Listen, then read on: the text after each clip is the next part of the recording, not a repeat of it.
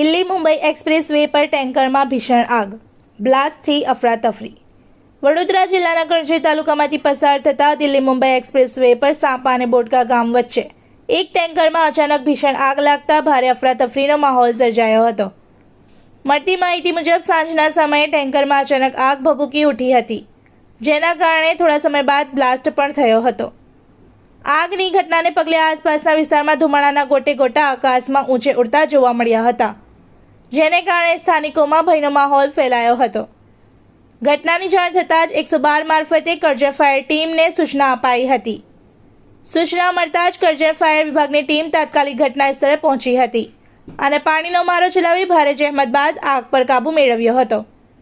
જો કે આગની ઘટનામાં ટેન્કર સંપૂર્ણપણે બળીને ખાખ થઈ ગયું હતું। સદનસીબે આ સમગ્ર ઘટનામાં કોઈ જાનહાનિ નોંધાઈ નથી, જેના કારણે લોકોએ રાહતનો શ્વાસ લીધો હતો। इस वीडियो को लाइक करें, हमारे चैनल को सब्सक्राइब कर बेल आइकन जरूर प्रेस करें हमारी न्यू वीडियो सबसे पहले देखने के लिए।